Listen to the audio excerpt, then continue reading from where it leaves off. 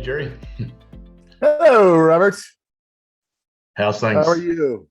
I'm pretty I good. am awesome. I'm awesome. I am very, very excited, and things are going very, very well. Weird week last week, and excited for this week. And I'm glad that we got to talk because I did want to kind of expand upon your question to Joshua a couple of weeks ago, and I'm glad we got this time to jump on and chat. But all is good. It's cold here in Arizona. This is the February. It gets in the 40s, and I don't like the cold, so it's cold right now. Okay. Well, it's going to be 90 here today, like 30. I had to just move my modem so that other people can reach it. Excuse me a second.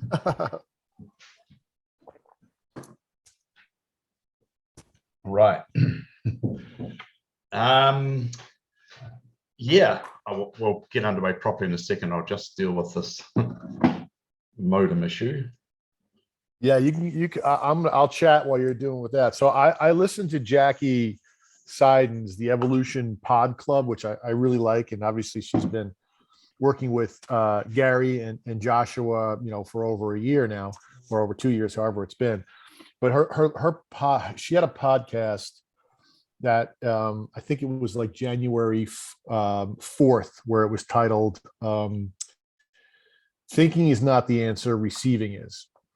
And in that podcast, a lot of really interesting elements popped up about the same sort of question in the topics we've been talking about. What is that? What is the, if you know intellectually what we're supposed to be doing, how do you be it? Right. And everything that just keeps coming to me. And I think even from the transcript from the Joshua Live podcast, number 355, where Joshua says, it's all about control, right? So the more you try to control, the less aligned you are. And the more you try to give in to that and accept the present moment in its perfection for what it is, the more you're going to be aligned with your inner self, right? And that is a process. It doesn't happen overnight. But one of her guests, or one of her pod club members, asks that same question. And Jackie does a great job describing it, that all the resistance we create in our lives is based upon, fear, the unknown, or missing information, right?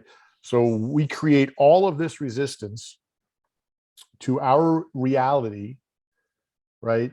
That is not in alignment, right? When we create all that resistance, and to get into alignment, it's giving up control, letting go, surrendering, whatever that term is you want to do, accepting that present moment imperfect the way it is, without judgment, without it being right, wrong, good, bad, or otherwise, and then taking the responsibility and the ownership of being the deliberate creator, right? Taking that on. And for me, I think this last 2 weeks, or even 3 weeks, have really been inspirational for me to sort of lean into that, and that concept.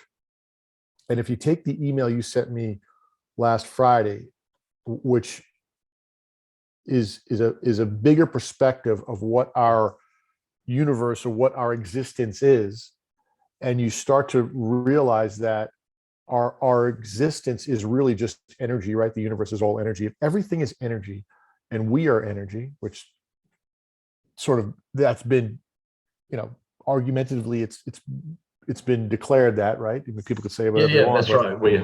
We are energy. In a way, there's no solid matter. Yeah, right. So yeah.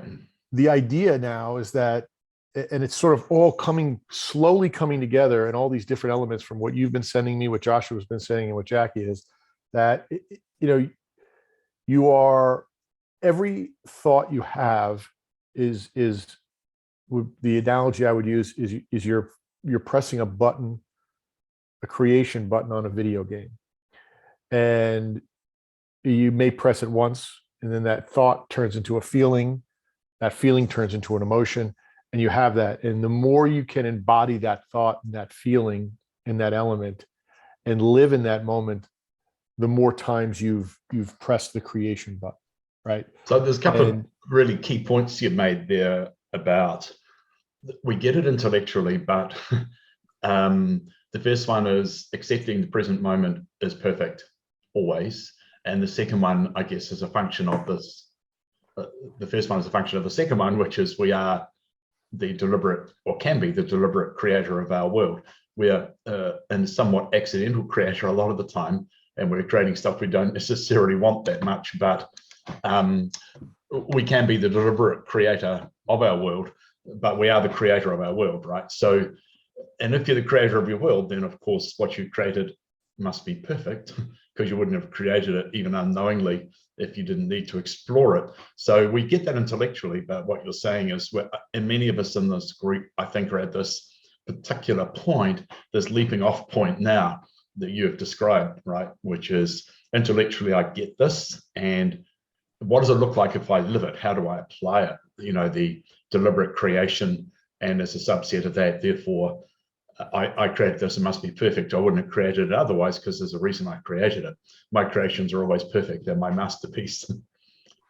Is that where you were headed with that? Yeah, and it's going to lead, and it's a kind of lead into your question that you had asked Joshua at the end of episode, in the last 10 or 15 minutes of the Joshua Light episode number 355, right? Where all of what we're just discussing is the precursor to the question you asked, which, who am I, right? And how do I exist, right? If you take the idea, and just as an analogy, right, that we're part of this very elaborate game, right, or amusement park, as an analogy for the purpose of this quick conversation, right? Everything here that we're engaging in, we've created. Everything here that we're doing, even when we walk by and we don't engage it, or we don't react to it, we still created it. It's still part of our awareness. It's still part of it's energy that we've created. It's energy that we're becoming aware of, right? And that sort of leads me into the question that you had asked, which I found Joshua's answer just unbelievably fascinating. Where I think the question, I don't know the exact, was like, he had, and your question, I think, right, Rob, you were saying, I don't know the exact question, was, who are we, or what is the physical world or the non-physical world, and what are we living in? Yeah, I've actually got the question here in front of me. Oh, good. I can read it. So it's about the idea that I am here to discover who I truly am. Is that something we're not aware of in the non-physical? And as it turns out, to interrupt my question, there are many things that you can't experience in the non-physical, which is why the physical exists. I know we are here to explore lack and fear, which don't exist in the non-physical, but that whole thing about who I truly am, because Joshua was always saying you're here to discover who you truly are, I never quite got it from the point where one day, so to speak, Source decided, this is like before the physical universe was created, Source decided, hey, there must be more to this, let's explore and create the physical so that we can explore things that don't exist in the non-physical. And then I said, can you connect the dots for me? And then they entered into one of the most profound answers I've ever heard. It was just astonishing. And I've long been fascinated by this description of the origin of the universe, which they say the next part is, imagine Source. Source asks, who am I? And the next question is, what is the source of that question? Boom, physical reality is created. So that's what Joshua said. And I've always been fascinated by the Big Bang theory of the origin of the universe, the scientific astronomical one, where there was this an unbelievably dense ball, in my words, of matter, and suddenly it exploded and it's continuing to expand. And so that's the Big Bang theory of the origin of the universe. And then I like our indigenous creation myth, the Māori creation myth of Rangi and Papa, the Sky Father and the Earth Mother, who clung together, and there was darkness and their children wanted light. And they tried various ways to push the parents apart. And in the end, this guy called Tane Mahuta, who's the god of the forest, he lay on his back and used his powerful legs like tree trunks to separate the parents. And periodically when it rains, that's the tears of Rangi missing papa on the earth below. So, the darkness and then there's light. So in other words, there was darkness in this creation myth, and they decided they wanted light or wisdom or whatever, and they created an event like the Big Bang or the I Am thing. And to me, the parallels between all of those has always been very interesting. But then Jessica Arty sent me this thing from Seth, which kind of puts all that aside, because they say, when you think that perhaps your species came from another planetary system in time terms, then of course you're still dealing with old concepts. In your usual terms of thinking, the Earth does not exist at all. Not if you are considering it as a chunk of matter occupying a certain position in a physical cosmos. It is really futile to question whether the universe came from a big boom or is constantly expanding. Though in those terms, I have said it continually expands as an idea or a dream does. I'm not saying the universe does not exist, only that it does not exist in the way it seems to you. The truth of the matter is far more spectacular. All that is creates its reality as it goes along. So that's from Jane Roberts' book, The Unknown Reality, Volume 2. And that was the notes in session 742. So Jessica knows I'm fascinated by this, so she sent me that, which is quite interesting, because if you look at the answer I got from Joshua, it didn't really focus on anything apart from that little bit at the beginning. It didn't talk about the origin of the universe. So they actually went into the next part, which is what Seth is saying, which is that all that is creates its reality as it goes along, which is back to what you were saying. it all comes full circle. It's, I think, my, I think leading up through December, I think my fears, right? And that's the whole concept, right? Are you going to lean into your fears, or are you going to lean into love? And if you think that outside conditions can create in your life, and you're the victim, you're playing the victim. Every time you step into that victim role, you identify with that energy, that vibrational match of energy that is victimhood, and you unlock all that exists within victimhood. Every element and every fear and every element, you unlock that, and it all comes back to you. The idea that we're only playing two roles while we're here in this reality helps me, although they're two tremendous, very large concept, the victim or the creator. It does, and I think all through December, you go in and out, and I think of alignment. I think when you first start hearing this stuff, you have like a ramp up, and there's like this really good feeling. Wow, I'm the creator. I can create things, but you don't really think I'm the creator. Like when people say I'm creating all these things in their life, right? And these are all great. They already existed. They're now becoming aware of these things, right? And that's really more. Yeah, that's really become more a vibrational match to some other things. Yeah. Yeah, right. But to say, I'm manifesting my life now, it's like, no, you were doing it all along. You just didn't know. You're always doing it 24/7. Yeah. Like the law of gravity, it's never off. You're always creating it. Right? Yeah, exactly that. Yeah. You're always manifesting. So when people say, oh, I can't believe I'm like, no, you've always been manifesting. I tell, so the idea, and one of the things that, and I wanted, I'm going to send it to you today or tomorrow morning, the talk I'm going to do next week at my daughter's college, right? It's, and I like this idea. Evan Carmichael's, he's a great podcaster, and he's a great interviewer. He says, if you're ever going to do a podcast, you're ever going to do like a quick video, you got to start with a startling statement.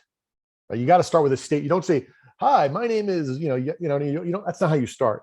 So I was thinking in this idea that, how do you feel about the fact that you've created everything in your life, good or bad? You're responsible for all the bad in your life that you perceive to be bad. You did that. People are like, no, I didn't. I didn't want that. I'm like, no. You are always creating in your reality. That concept is big, is to know that I've created all my financial woes, all my business woes, as long with the successes is tough. to hear, to know that I did that to myself, right? And then you kind of take a deep breath and you realize everything you learned. Like even today, I think on the Joshua Live today that we did, you know, the knowledge and the experiences that I gained from going through that are totally insane, right? I mean, just incredible. The amount of confidence, knowledge, and experiences that I now have because of all of that becomes so much more valuable in my journey of self-discovery and expansion, right? But to truly think, to have somebody tell you that you're responsible, you know, if there's something significant that happens and you judge it as bad, whatever that may be, right? And you're responsible for it. Like you did that. Like that's kind of tough to hear. I mean, it is tough, and especially if there's things you don't like about your life, or you're stuck in what we call the victim, which is that I don't like this part of my life because of what somebody did to me or is doing to me or something that happened to me. So it is quite hard to get to grips with that initially. But I started exploring that idea many, many years ago, I guess because of the Seth material and Wayne Dyer and that kind of stuff. And I found it easier initially to accept that there was things I didn't like about my life and take responsibility for those before I was able to take responsibility for the things I thought were wonderful. But anyway, I now see it's all one. And in today's Ascension Experience homework, they say, what is your primary limiting belief? Is it unworthiness, lack, limitation, need for appreciation, etc.? How was this belief created from the core limiting belief, which is, I am not the creator of my reality? So they're saying that is the core limiting belief that we all have, which is I'm not the creator of my reality. And that then leads to one or more primary limiting beliefs. And they talk about how that becomes a thing in childhood when you're very young, as soon as you start to realize that there's this uncomfortable feeling, which is hunger, and that if you make a noise, cry, then food will come to you, and you may not like eating very much, it says, but you do feel better because the hunger goes away. So you quickly realize that something external happened to make you feel better. And from that moment on, we kind of conclude that we're not the creator of our reality.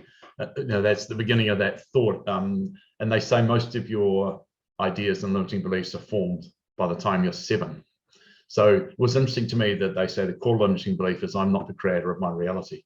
So back to that thing again from today's homework.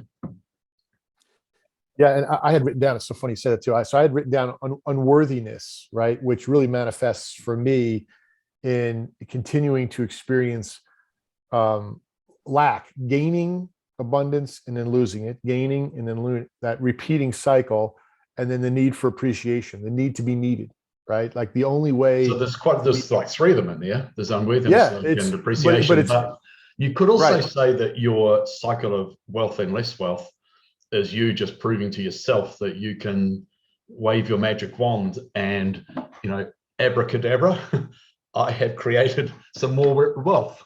Abracadabra, it's gone again. Or, so in other words, your inner self is probably laughing. It's like, Jerry, don't you get it, man? It's like you made it and then you turned it off again. Like, just leave the switch on.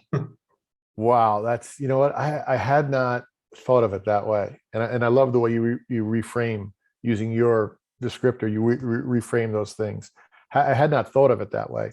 What I was thinking about in that core belief of unworthiness was how was unworthy manifesting for me, right? How we all have it, right? What is that element? Sure. But it does get to that, and this is and you had asked the question, and once again, going back to a little bit of what your question, tying it all back into what we're talking about today, where Joshua says all experiences and all thoughts already exist. If every experience and every thought already exists, yeah, right. And then if we are feeling a certain way, right? That was to me is what, like, hold on, wait a minute, like that. Okay, so everything already exists. The video game, and to use this analogy, is completely finished and programmed out. Depending on what we're clicking on, we're turning on and turning off. Right. So I've got that quote. It's imagine that every thought that has ever been thought exists in the stream of consciousness, and every thought that will ever be thought exists in the realm of potentiality. And they say the same thing about anything you want in your life. Everything exists already. You just have to become a vibrational match to it. The thing was there all along, but you just didn't see it. It's kind of like a Where's Wally, you know, that kid's book. You're familiar with that? It's like you look and you look and you look, and where the hell is Wally? And eventually you see Wally, and then it's obvious. So is it Wally in New Zealand? It's Waldo in the United States. Oh, is it? I think so. Yeah, I think it's That's Wally. funny. Yeah. It could be. It's interesting cross-cultural things. Yeah, like I discovered that Zorro, you know, the masked, you know, whatever he was. Like I think he was. the Zorro story is completely different in France than it is in New Zealand and England. That's funny. Wow. Yeah. I sent you. Did you see the? I sent you the TikTok. The girl, the young woman. I saw that, but I haven't looked at it. Yeah. So she's a New Zealander. Yeah. That comes to America, and she points out all the things that New Zealanders would be like, "Are you insane?" It's really funny. She's very, very good. And everything she points out is 100% accurate. As an American, everything she says is 100% accurate. You're like, oh my God. Yep, we do that. Yep, we do that. Yeah. And you can do that with any country, in fact, because we all take for granted our country's reality and think that's approximately right. But then we see other countries do it differently. And that's kind of my experience. One of the great things about traveling, I think. It's such a simple... The idea that it's all a bit arbitrary. So in another way that the thing exists, but you just didn't see it that way, you could say that discussion we had a minute ago where you said about lack, you know, you make money and then you don't have money. And I said, well, you could just be proving to yourself that you can wave your magic wand and create it and turn it off again. It's like, hey, this is easy. I can do this anytime I want. But so in other words, there's the same event looked at from two completely different ways.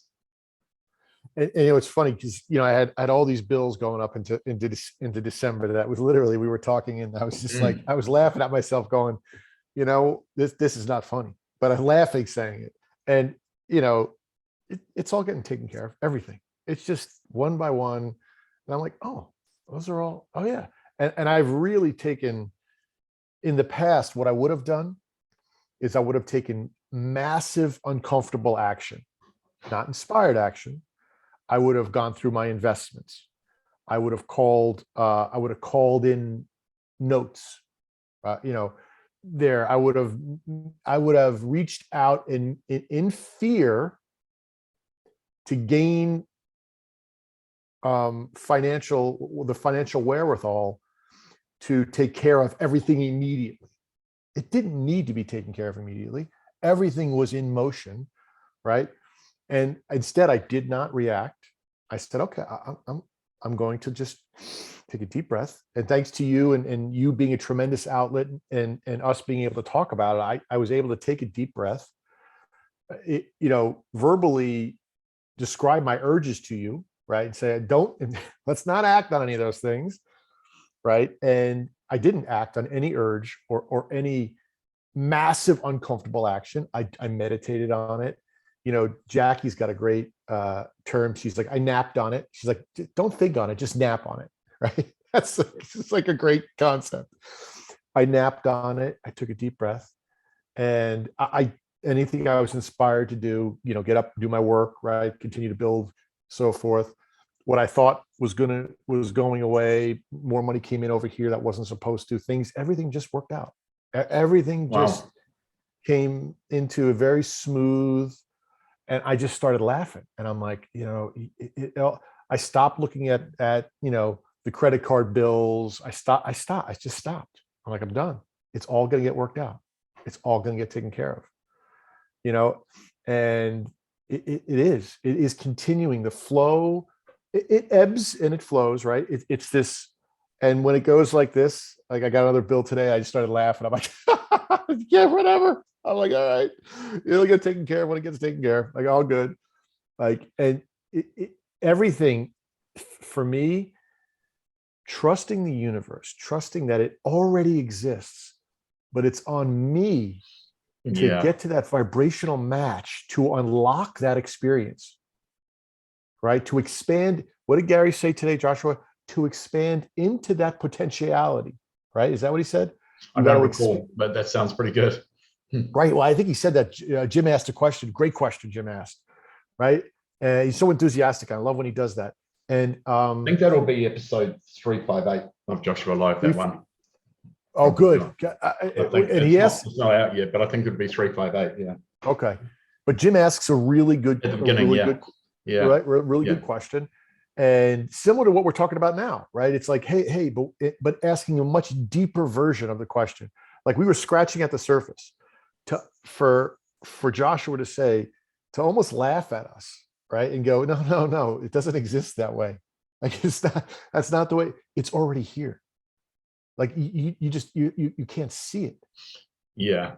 I mean, if you look at Elon Musk and Tesla, I mean, he comes up with idea after idea, and some of his ideas kind of seem really obvious to the point you think, well, why didn't someone else think of that or do that?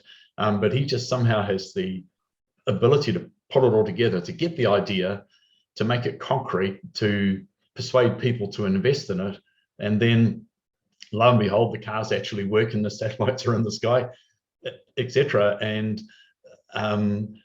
it's astonishing to see him put ideas into reality so quickly. So before you were talking about the primary limiting belief, and you identified lack, need for appreciation, and unworthiness. And I know Joshua said a number of times that to a greater or lesser extent, we're all exploring lack and unworthiness. And if planet Earth was an amusement park, those would be the two favorite rides.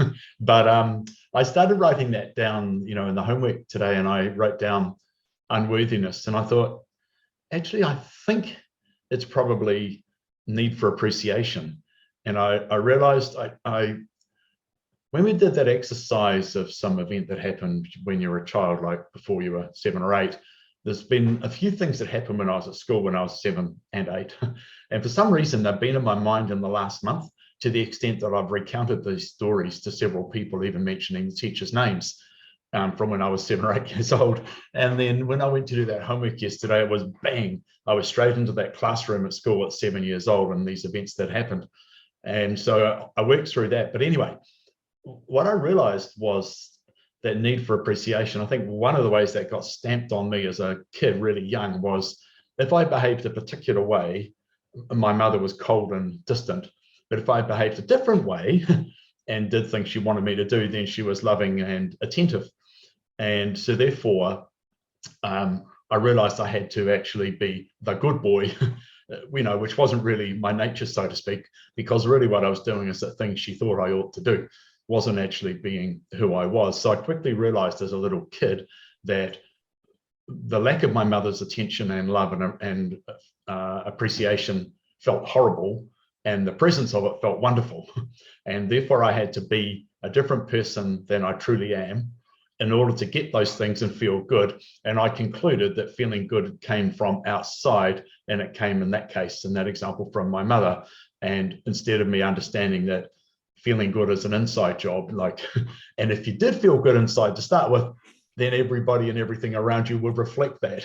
So that was my great insight on the need for appreciation arising as an infant, as soon as I could talk and walk. I love that. It's funny, as I look back, I don't have very many memories pre-middle school. I mean, very, very few. If I see a picture, it may trigger something, a memory. But if it's funny, I don't have, I do know there was a distinct feeling that of not being appreciated, of lack, of unworthiness throughout. I don't really think I feel unworthy anymore, and I don't think I need to I don't feel a strong need for appreciation anymore. I'm sure you've been working through that, though, haven't you? You've been working through that with considerable very much thought and attention to it.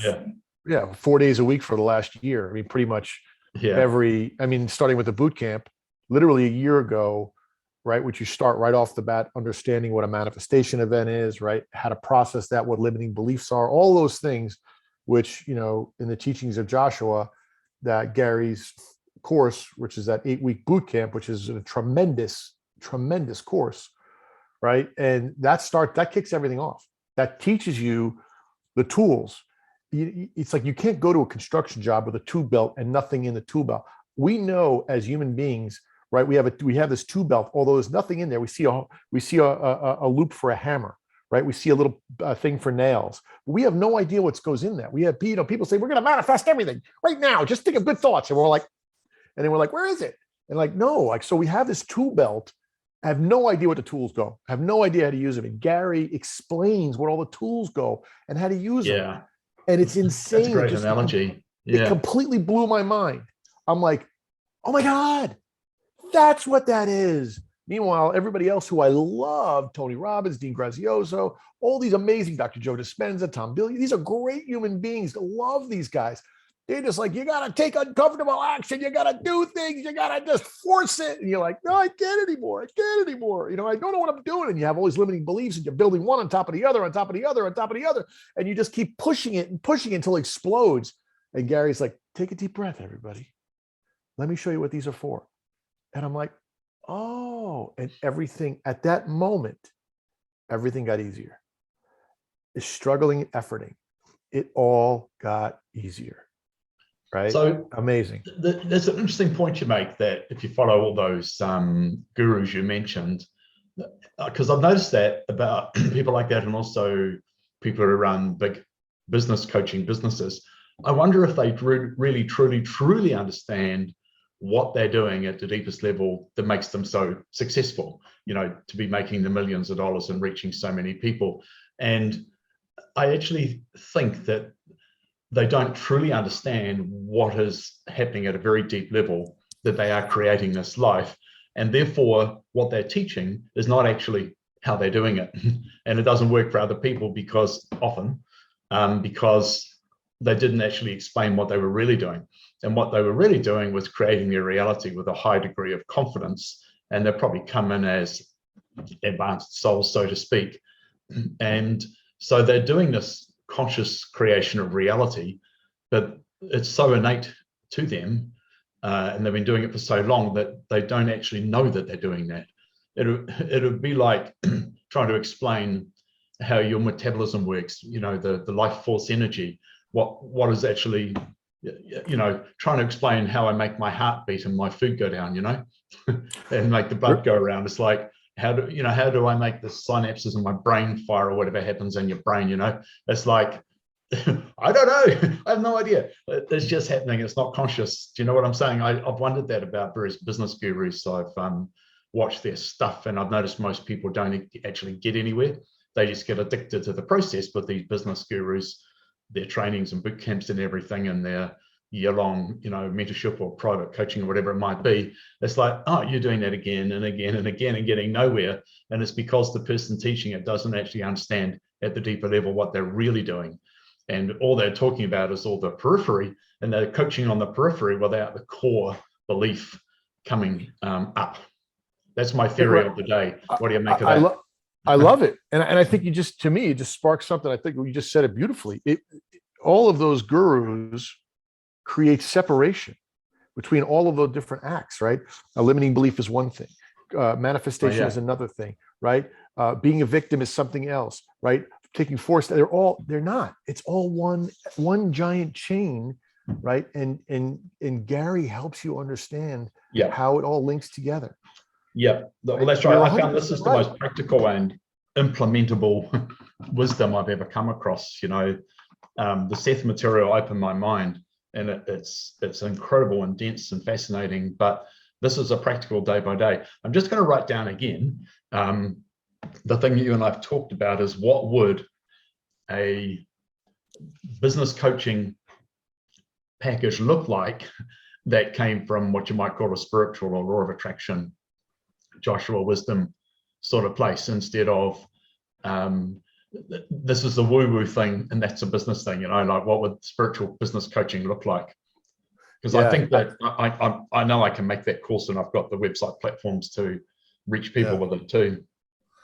And I think that's a very powerful, and you've said this a few times, it's a very powerful question. And the idea, the big difference that I've seen, right? So you and I have both taken all these different courses, right? I literally have taken, I think I wrote it down 16, and I haven't written someplace, 16 different courses that I've taken, gone to see lecturers, right? And done video calls. But the thing, everybody separates. And there was a woman, and I started like in December of 2019. And I think it's called like the Lefkowitz Institute. It's in San Francisco. It's a tremendous, a great woman. And she said to me, all these gurus and all these people that are talking, she's like, they're all missing the most important aspect. You can't move forward without addressing your limiting beliefs. She said that to me, and I didn't understand what a limiting belief was. Right. But I ended up doing a couple of sessions with her. But it starts with, for you to move forward and for you to grow and for you to expand in whatever you're looking to, business, in life, in your relationships, right? In parenting, in relationships with your partners, with your friends, whatever that may be. It all starts with understanding those emotional triggers and what limiting beliefs are attached to. You can't go anywhere without that foundation, right? You got to start there. So as a business, as a CEO, right? So let me give you an example from a business CEO. I'm being triggered because people aren't listening to me. Okay, do I need to tell you that we just talked about my unworthiness, my need for appreciation, everything, right? I mean, but for other people, that doesn't trigger. The same thing is going on. Two CEOs sitting next to each other. Why does that one activity trigger one CEO and not the other? Right? Yeah. And it goes back to those limiting beliefs. So before you could become the most effective partner, husband, father, CEO, business coach, friend, podcaster, right? Jackie Seiden says this on her in her podcast all the time, right? I have to identify that trigger and I have to process it. Like, why is that triggering me? Like she gave example in her last podcast, like 15 things that triggered her as hysterical, like one after the other. And she's like, I just had to take a deep breath and go, why are these things triggered? Like why am I emotionally triggered by this? This makes no sense to me. Right. And if you start right there, besides what happens in the guru set, the business guru set, we start at the very, very high level. Right. Well, what are the earnings we're looking for? So instead of starting here, we start here. Right. So we're like the reverse. This is like the reverse business coaching, because we're going to start. We need to understand what your personal limiting beliefs are before you can be successful in anything. I'm sorry, that's just the way it goes. Before anything can happen, before you can be successful in anything, we need to understand that. Right. And if you start there, everything builds on top of that foundation. And then you could always go back and go, wait a minute, I'm being triggered emotionally because my company didn't hit my revenue. Well, what's my fear? My fear is that we're not going to make numbers. We're not my contract's not going to be renewed. My stock's not going to be given. My stock options are going to be cut in half. Whatever that is, right? We got to understand where those fears are. Got to understand where those limiting beliefs are being built on top of. And then we have to start acting out of pure joy and love and fulfill. When I was in business, my ex-business partner, who was the greatest teacher in my life, and we were business partners for 15 years. We were doing some pretty horrible things to people that were acceptable in the business world, but wouldn't be acceptable between friends, right? Or wouldn't be acceptable between family members. And he used to say, it's not personal. Business is business. I mean, that's a term we've all heard before, right? Yeah. Well, no, it is personal. It's all personal. That's where we miss it. It's all personal. And it starts within us. And if you take that moment and you really want to process those limiting beliefs, Tony Robbins says it. He personally coaches at $1 million a year, 50 of the wealthiest people on the planet, 49 of them are depressed. Why? Right? Because they've made that money, but their cup is overflowing. They haven't been able to get into that fulfillment of who they are, what their personal limiting beliefs are. They're miserable. They don't feel like they're worthy. The same thing when I talked to the woman who was helping me identify limiting beliefs. She was dealing with a few very successful people. She said to me, everybody I deal with has an issue with worthiness. She said it. She wasn't a spiritual. She was like, human beings, we are all built when we're kids. And she said the same thing that we're going through now with childhood. We're all built on, and she said to the age of 7 as well, by the way, she would say, till the age of 7, all these limiting beliefs are just jammed down our throats. Our parents would say, I'm disappointed, I'm unhappy, you didn't do what I told, right? All these different things. I'm going to lock you in your room, you're not going to have dinner. Think about all the things we went through as kids, right? And I had a good childhood. I mean, my parents were, great, but I still went to bed without dinner. I got punished. I got things taken away. I couldn't get this. I could constantly, if I didn't play by the rules, and I never did, love or something was taken from me constantly. I didn't think about it at the time, but that is the foundation that we then took the next 21 years till we were 30. Yeah. And we just stuffed everything in it, right? Well, Joshua says if you didn't have those experiences, you wouldn't be here doing this work in the first place. I realized also that with all of that and various other things that happened that I was working on the other day that happened at school when I was 7 and 8, that I probably back then started to see myself as an outsider, different from the rest. And also that's probably the beginning of my rebel phase, which went for a very long time, which is being a rebel is kind of useful in a way, but it's also quite destructive in a way. But, so I've moved on past that one, but I realized that that's a two-edged sword. If you see yourself as different or a bit of an outcast or whatever, it does give you the freedom to have original thoughts and to behave in original ways, which it really is about expressing your individuality. But you in those days, you weren't allowed to be that person publicly. So you end up creating a private persona and living a sort of a dual life of the socially acceptable person versus the real person. And this work that we've been doing has allowed me to synthesize those selves into one again, to reunite them. It's the idea that the idea of a rebel, right? Whatever that term is in every society, in every country, you just mentioned the word rebel and everybody gets it, right? You don't have to explain what that means, right, to anybody. They all know it's somebody not following or conforming to society's rules, right? Whatever that may be. And that is a path, an accepted path that allows us to explore original ideas, original thoughts, and make mistakes for ourselves, understanding what everybody else would laugh at us and go, no, well, what do you think was going to happen? I'm like, I didn't know. That's why I did it. Well, we all knew. Everybody knew. Like, I didn't know, right? Until you just do it. But for us, that was the beginning, right? And that's where all these limiting beliefs, because when you're going outside of society's norms, I think you're compounding limiting beliefs in such a way.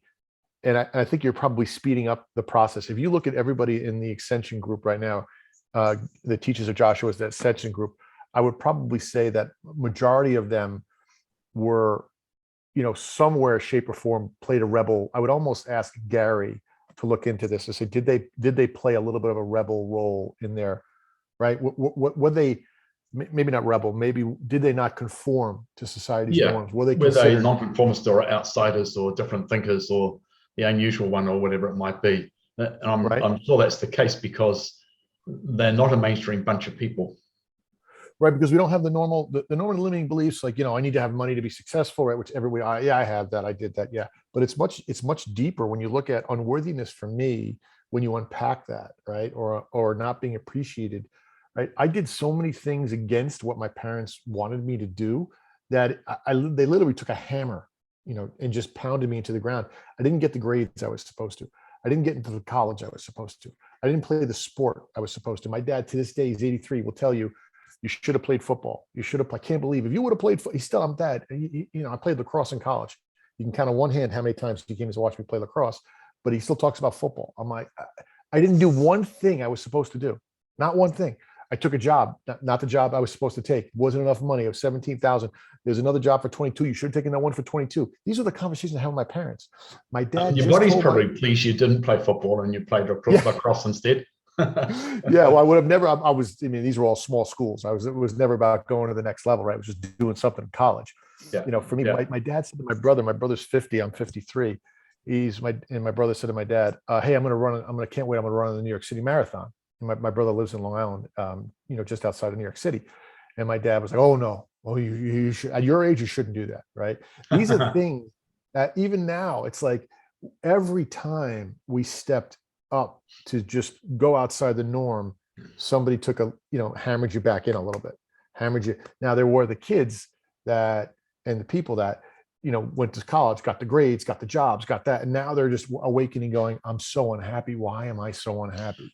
Yeah. Yeah. Right. It's interesting, That's isn't it? You get sold the dream or you buy the dream. Like there are two people in my family, one of my relatives and their spouse, and they both qualified as lawyers and, passed all the bar exams or whatever you call them over there. And there they are working as lawyers, right? And they knew for a fact from law school that being a lawyer was just an amazing thing. And we're like the gods of the earth. And law school does that to people. They really think the law is something wonderful and it's an incredible thing. But most people I know who are lawyers, even if they're partners in firms, are deeply unhappy and are doing it because of the money and the obligation, but they don't like it at all.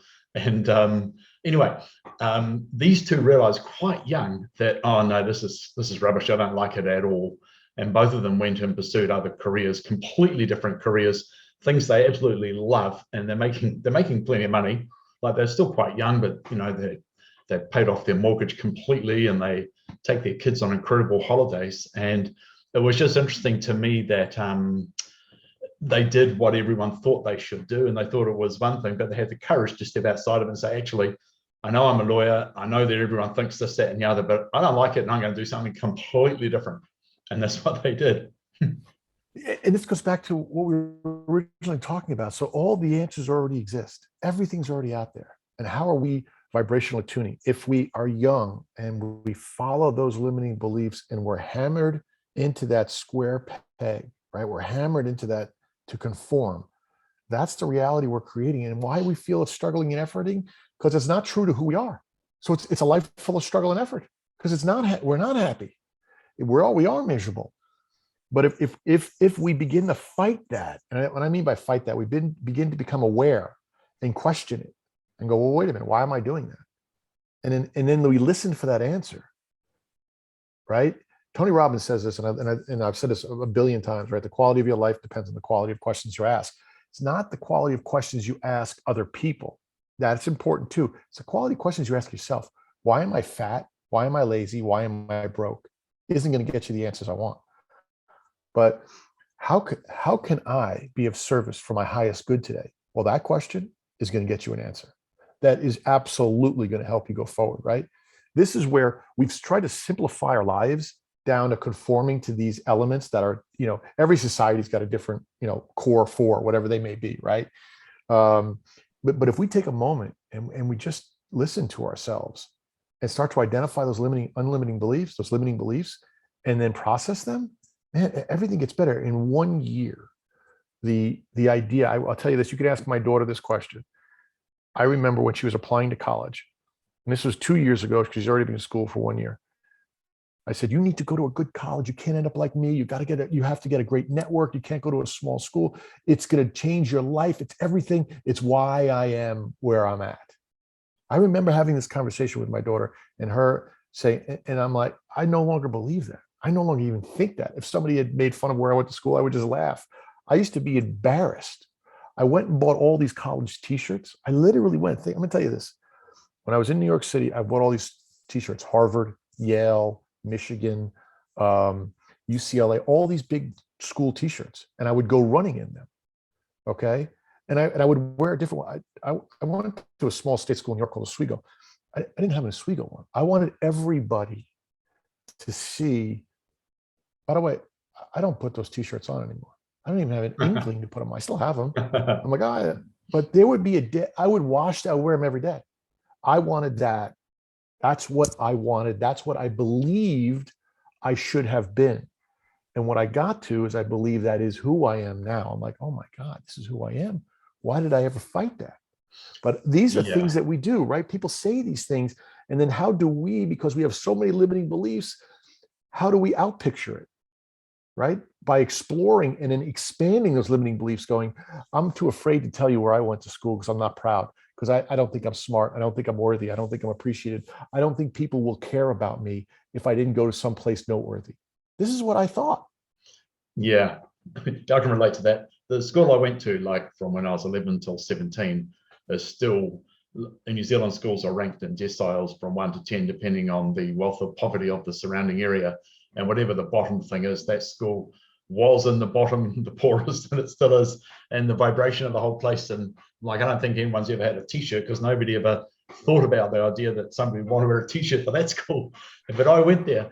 I'll tell you a funny thing about worthiness is that it was only very recently that I started thinking about the fact that when I was in my last year of school, at 17, about to turn 18 and go to university, we have a public exam, and it's a national public exam, and you get an A or a B or whatever category. And in those days, the government gave you a small amount of money for your university studies if you got an A bursary. So it only really occurred to me the other day that I got the only A bursary in the entire school, and therefore I basically graduated top of the school for my entire year. But it never actually occurred to me, because nobody ever described it like that, right? And I thought from my previous, the exercise I did the other day, I thought all these other guys, my friends, were smarter than me, because they were doing harder subjects, and they weren't all harder, because I passed maths and chemistry and physics and economics, French, English, whatever it was. And but yeah, it just never occurred to me, right? Which is very weird that I graduated top of the entire school, and I'd only worked it out, decades, 40 years on or so, whatever it is. Strange thing, isn't it? We almost had the complete opposites. My parents were both school teachers, and because I was dyslexic with ADHD in the 70s, nobody knew who that was, right? I mean, I was literally reading on a second grade level when I was in middle school, and everybody just kept saying, "Oh, sorry." So I had all of these limiting beliefs that were just kept compounding.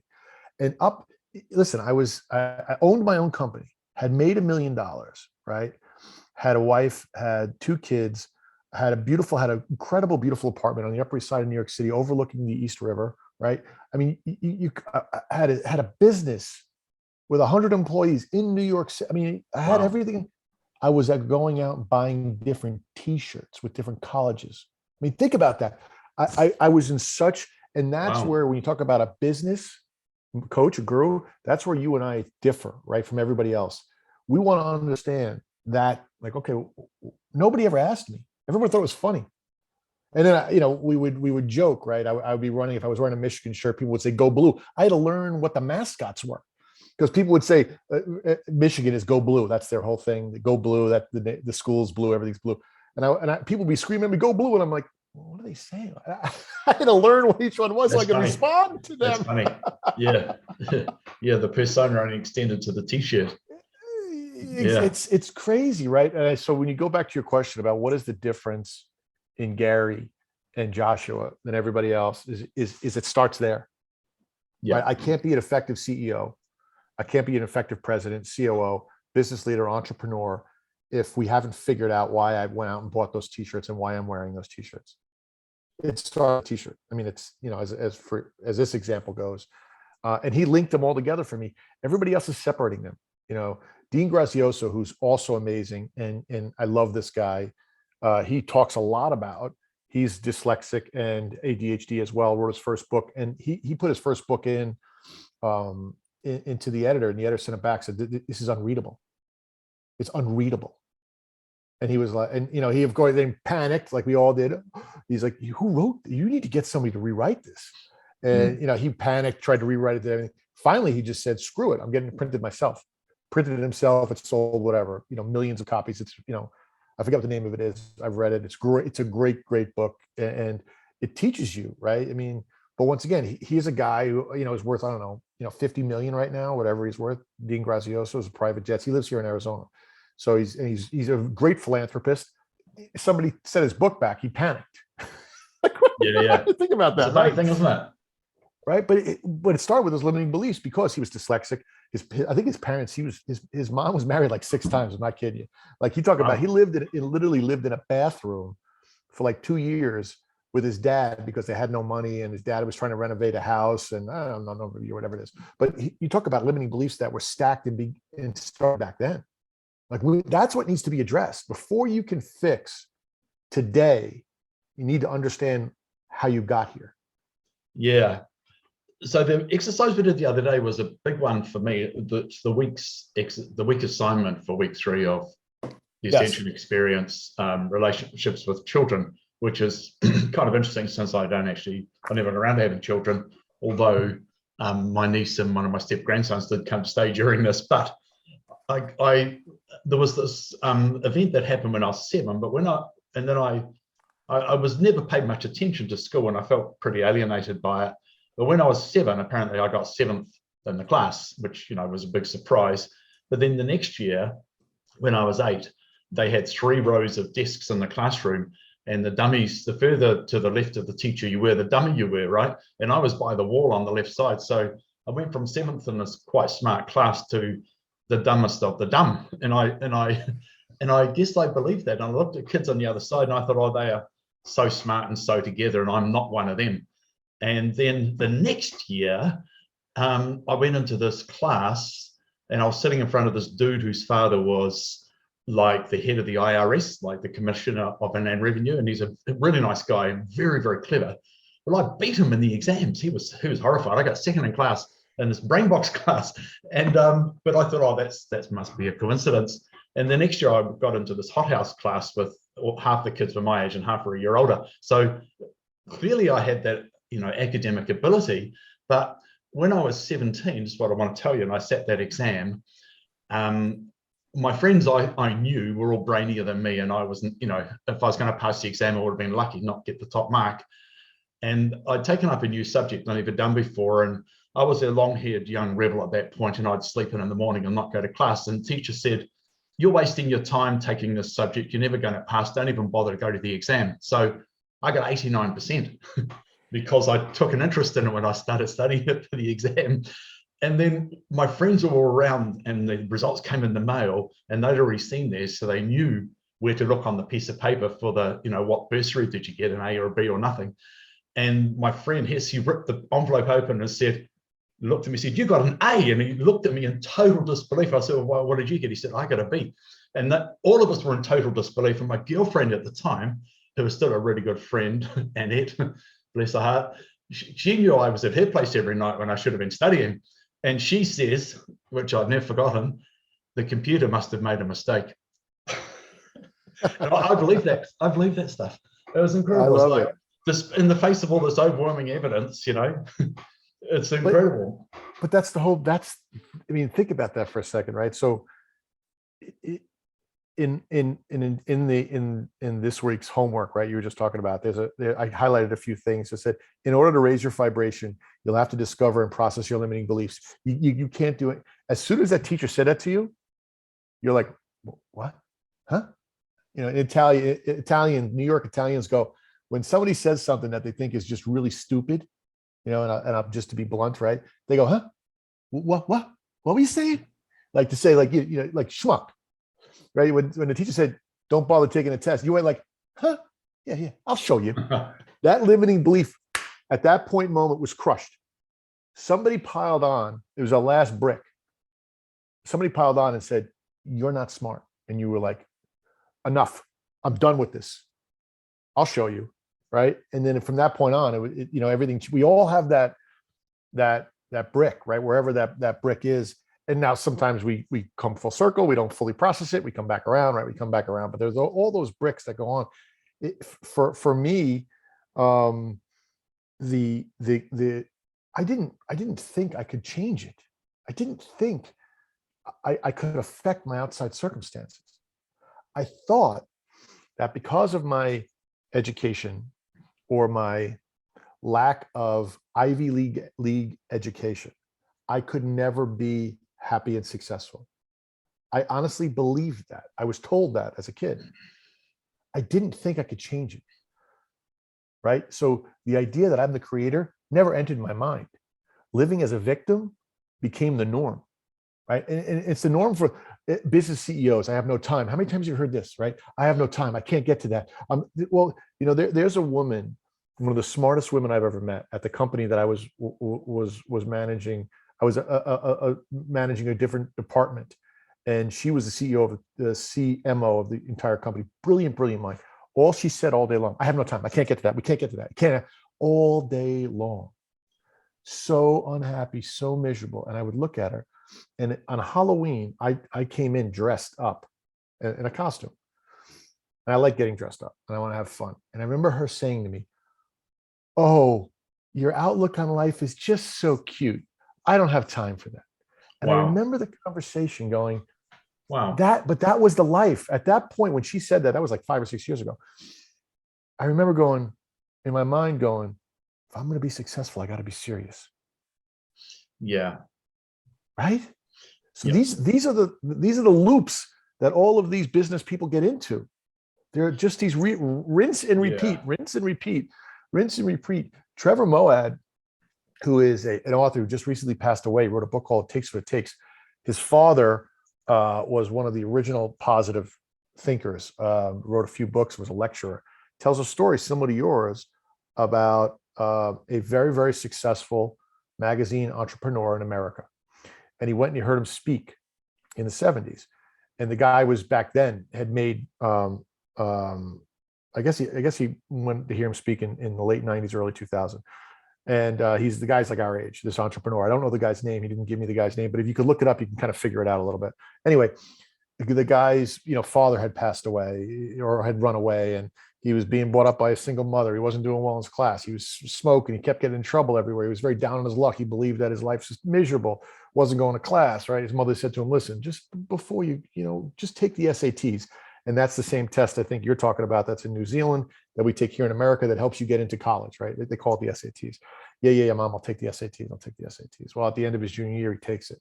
A couple months later, it comes in the mail, his report, right? And his mom grabs it, opens it, and she runs in, and the SATs are out of 800 written points for English and 800 mathematical points for every math question. So 1,600 total points. Average in America is like 1,000, right? That's like you're getting into a good college at 1,000, right? He gets like a 1,500, which is genius, Wow. something you'd get, right? At that level, right? And his mother comes running in and goes, "Did you cheat?" Right? And he's like, No. "No, I didn't. I did. I swear to God." He's like, "Mom, I tried." But it's all these little bubbles that every person next to you takes a different test, so you can't, right? And he explains that to his mother, and he's like, "I can't believe that." And he goes to school, and the guidance counselor gets all the reports, and he goes, "You got the highest grade in the school." He has the highest amount of absences, detentions for smoking, single mother who works 5 jobs, home alone, eats like shit, doesn't do, back and forth. He's got the highest grades. Wow. He's like, "You're a genius." Well, actually, that happened to me too. When I was 15, 16, and 17, even though I was the fastest runner in the school, I ran 800 and 1,500 meters. I was the fastest runner in the school from age 14 right through to 17. But I started smoking. I played soccer as well. And I had a lot of detentions, but there were several times I nearly got expelled from the school. I nearly got booted out of school, but my parents never, ever, ever knew. That was my terror, my fear. I didn't mind getting, that the discipline master used to cane us, with a cane, and you'd bend over and get 6 of the best, and he'd whack you, and it hurt like hell. But I prefer that to detention because I was over and done with. But so I got in a lot of trouble with that rebel that was allowed, alive and well. And I nearly got booted out of the school. Yeah, I forgot all this stuff. Funny. That's funny. One day I was going to race for the school, and I beat a guy who was several years older than me in this. And I'd run like 2 or 3 races, in the evening, and because I'd raced in 2 age grades, 14 and 17, when I was 14. And so I had my running shorts on under my school shorts, my athletic shorts, because there was no changing rooms at the field. And so I went to get my caning from the discipline master, and he says, "Why are you wearing 2 pairs of shorts?" Because obviously he thought I was trying to get padding from the pain. And I said, it was a Catholic school. And I said, "Oh, I'm about to go and race in the college athletics after school, Father. So I've got my running shorts on under my school shorts because there's no changing shed at the field." And so anyway, here I am about to go and race for the school, and he, does his best to bruise my butt, they get you right where your butt joins your thigh. Like, what kind of preparation for a friggin' race is that? It's ridiculous, isn't it? Too funny. I love it. You could make a joke out of it. It's a joke. It's a funny joke. I made it up. It's all true. It's the joke of my life. My life is so funny in a great way. Well, you can look back now and not be angry about it, right? I was never angry with getting the cane. It never worried me because I knew I'd been a bad boy and I deserved it, and I was disruptive and caused problems for the teachers and all the rest of it. But I felt but the see, caning that's the was key. justified. But you really weren't being a bad boy, were you? You really No, weren't. I wasn't. I was a rebel looking for some help or calling out in the only way I knew. And the poor teachers, they were overwhelmed with a class of 40 kids, and they didn't need a smart ass like me. No, very true. And so the story doesn't end there, by the way. So it's an interesting part. So the guy starts going to school. He goes, okay, guess him. He wakes up in the next day and goes, what does a 1500 do on SATs? And he's like, well, I guess I'll start going to class. So he starts going to class. Teachers start seeing there's a little bit of, they start gossiping, right? Wow, you got a 1500. We're going to pay a little attention. Ends up graduating high school. He wasn't going to graduate, going to a community college, then going to Wichita State, then going to Wharton Business School, starting all this success, married, couple of kids. 14 years later, while living in Kansas, he gets a letter in the mail from Princeton, which is where all the SAT reviews come back and forth. Dear Mr. So-and-so, I want to let you know that every 10 years, we review all of the tests to make sure everybody got the right information and so forth. You were one of 10 kids that got the wrong score that year. You scored a 700. Whoa. You failed. You would not have gotten into any college with a 700. You would have gotten to community college, right? And so the idea here is that he went from living in victimhood. I got a single mom raising me. I'm not going to classes. No one likes me. Everyone thinks I'm to saying, I'm going to create. Wait a minute. I got to fit. I can. And he started creating his whole. He went from victimhood. That is right? amazing. So yeah, he created in that by going. So you talk about inspired actions, right? Was it forced to go take the SATs? No, mom, I'm going to do it for you. Well, okay. Could he? He wasn't going to class. He could have skipped it. Like that. He went. He said, I want to go. That was his inspired moment. He went and took those SATs. He got a score that wasn't his. Wow. Changed his whole life. That's amazing. That is a great example, isn't it? And it's a true story. I've done some stuff, and I don't want to say who it is or isn't, but it's interesting that you could look it up. But the way he tells the story is that the guy started to act, and his beliefs. He started to believe in himself, act differently, make different choices. But the way Gary teaches it, he went from being a victim of life to a creator of life through one act, through the act of inspired inspiration to go and take that SAT. Well, you could say, oh, his mother told him to. His mother told him to do a lot of things he wasn't doing. That's not the answer is for some reason, he went and took a test. For some reason, he went and did that. And that changed everything. Now, did he become a billionaire overnight? No, he had to graduate high school. I went to a 2-year college. I mean, think about all that stuff. But it started to taking that SATs. My whole point saying that what Gary teaches you is to look at that moment. What was that inspired action? Nobody else teaches you that. That was that moment. Yeah.